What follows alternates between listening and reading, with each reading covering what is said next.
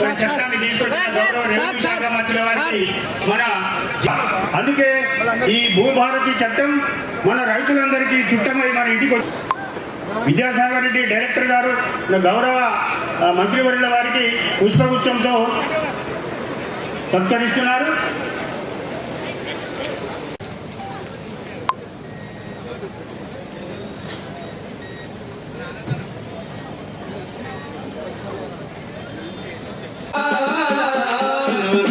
అంతకుముందు చేసిన చట్టం ఏ విధంగా మరి రైతులు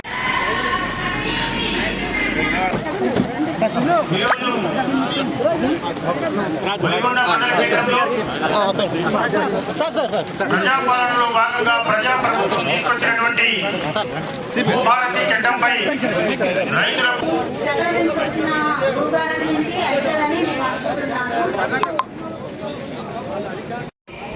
ఆన్లైన్ లో ఉన్న 9,26,000 అప్లికేషన్లు జెన్యూన్ గా ఉన్న వాటిని నిజమైన వాటిని పరిష్కరించేది ఈ చట్టంలో పొందుపరిచాము. అంతేకాదు ఒక ఎంఆర్ఓ గారు ఉద్దేశపూర్వకంగా ఏదైనా తప్పు చేస్తే ఒకరి భూమి ఒకరికి ఎక్కిస్తే ఆ ఆసామి రోడ్డు మీద తిరగడం తప్ప ఏ అధికారికి తన గోడు వినిపించుకునేది ఆనాటి చట్టంలో లేదు. మన భూభారతి చట్టంలో ఎంఆర్ఓ గారు తప్పు చేస్తే ఆర్డీఓ గారి దగ్గరికి వెళ్ళొచ్చు. ఆర్డీఓ గారు కూడా న్యాయం చేయకపోతే అడిషనల్ కలెక్టర్ గారి దగ్గరికి వెళ్ళొచ్చు. ఆర్డీఓ గారు తప్పు చేస్తే అడిషనల్ కలెక్టర్ గారి దగ్గరికి వెళ్ళొచ్చు, కలెక్టర్ గారి దగ్గరికి వెళ్ళొచ్చు. అడిషనల్ కలెక్టర్ గారు తప్పు చేస్తే కలెక్టర్ గారి దగ్గరికి వెళ్ళొచ్చు, సిసిఎల్ఐకి వెళ్ళొచ్చు. సిసిఎల్ఐ తప్పు చేస్తే స్పెషల్ ట్రిబ్యునల్స్ పెడుతున్నాము.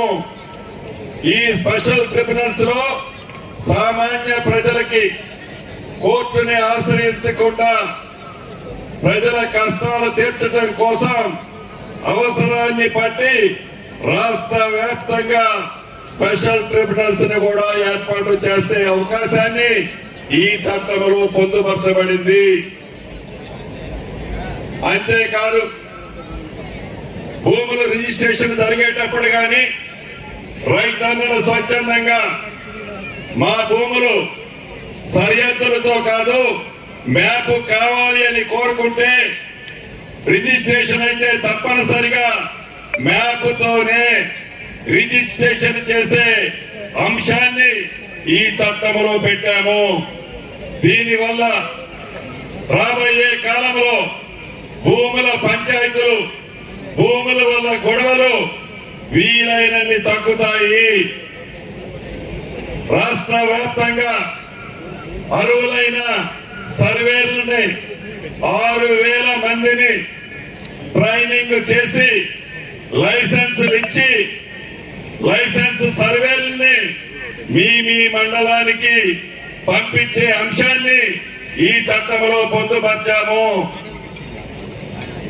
ఆనాడు అర్ధరాత్రి ఆనాటి దొరవారికి వారి గ్రామంలో వారు చెప్పిన పని చేయలేదని విఆర్ఓ వ్యవస్థని గ్రామీణంలో ఉండే ప్రాంతంలో ఉండే వ్యవస్థని అర్ధరాత్రి ఒక కలమపోటుతో రద్దు